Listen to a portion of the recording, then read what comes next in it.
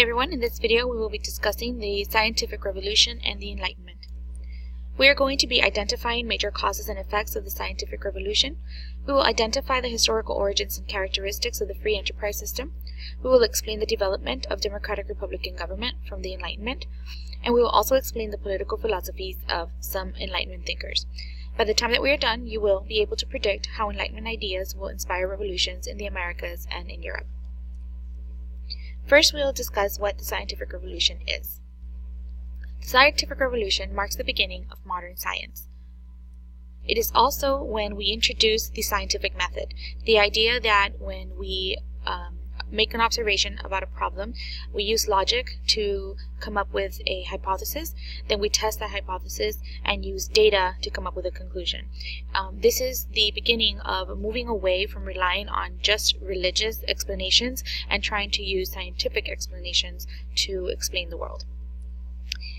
The scientific revolution is also a period where a lot of new technologies and techniques were developed. These are the causes for the scientific revolution. The Italian Renaissance revived classical learning of ancient Greece and ancient Rome.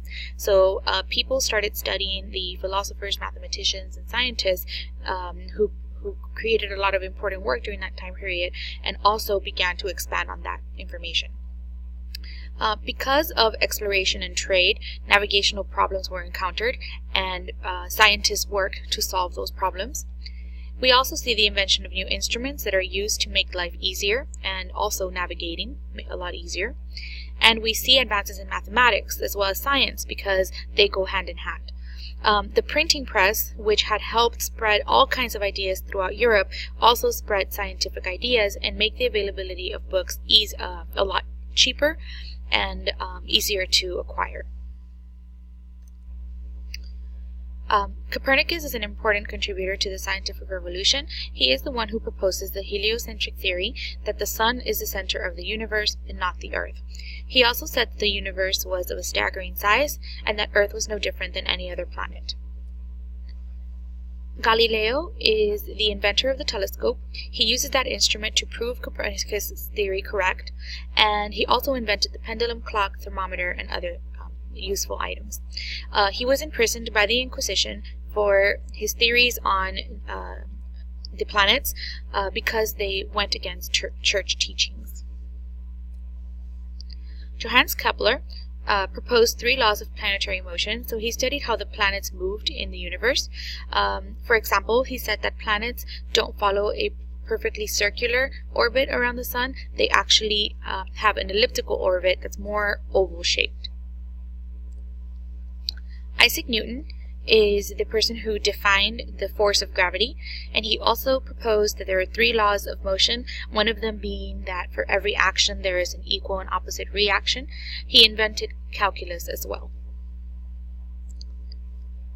Sir Francis Bacon used inductive reasoning, that is, he used observations and experiments to test his hypotheses, so he is credited with the scientific method. He came up with a system of collecting and analyzing evidence in order to prove his theories correct or incorrect. So these are the effects of the scientific revolution. Because of these new discoveries and advances, we see the rise of a scientific community. That means experts will come together and discuss their ideas and come up with new ones. We also see that people will develop a mechanical view of the universe. They'll begin to see the Earth as a machine, and there are a lot of systems in place that keep this machine going. One example would be the water cycle. In order for it to rain, there needs to be evaporation, and the water collects in the clouds, and then when it's heavy enough, it rains. And then after it rains, the evaporation of that water begins again. So it works on a cycle, and if one piece of that machine is broken, then it cannot function anymore. And so people begin to view the world kind of like a mechanic apparatus.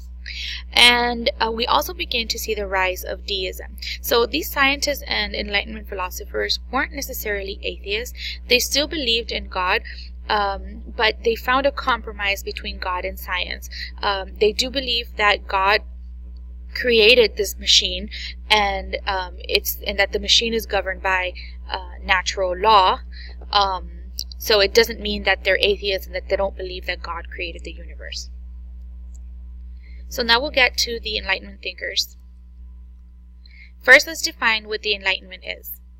The Enlightenment is the age where people began to use reason to explain the human and natural worlds. This is a reaction to absolute monarchy and the oppression that people were experiencing under these totalitarian rulers. This is important also because it is going to fuel democratic revolutions in other parts of the world and also lead to religious tolerance. Voltaire was an Enlightenment thinker from France, and he wrote about freedom of speech, religious tolerance, and the separation of church and state, meaning that laws should not dictate what religion the people should practice, and they should not influence their beliefs.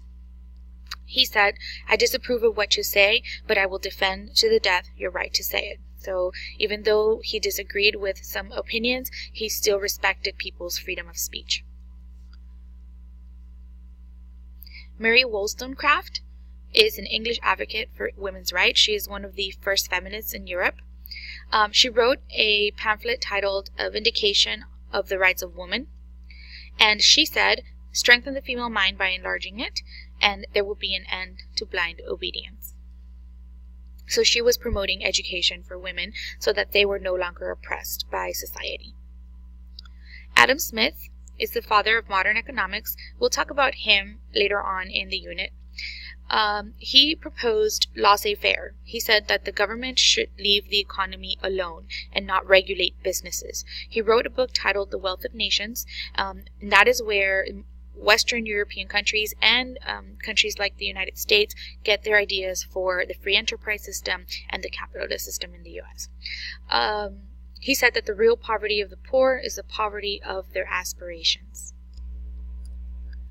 William Wilberforce is an English abolitionist.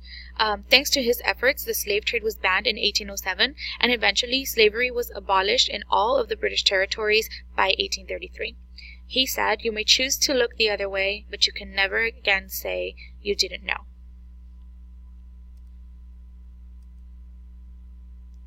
John Locke, probably the most influential Enlightenment thinker for Thomas Jefferson, our founding father. He was an English writer of a book titled Two Treatises on Government. In it, he says that people are the source of power. In other words, people allow themselves to be governed, and if they choose, they can change that government.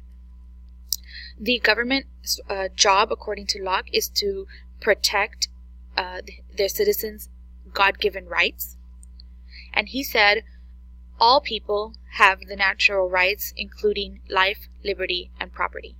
In other words, nobody can take away your life, nobody can take away your freedom, and nobody can take away your stuff. Montesquieu was another French writer, and he wrote a book titled On the Spirit of Laws. In it, he argues for a separation of power in government, similar to what we have in the United States with the 3 branches of government. He said, to become truly great, one has to stand with people, not above them. This is a direct criticism of absolute monarchs who thought they were better than the people they governed. Thomas Hobbes, we've mentioned him before. He's the one who believed that people were naturally born evil. He's an English writer of a book titled Leviathan, and he says that the government must protect people. And without government, according to Locke, our lives would be nasty, brutish, and short.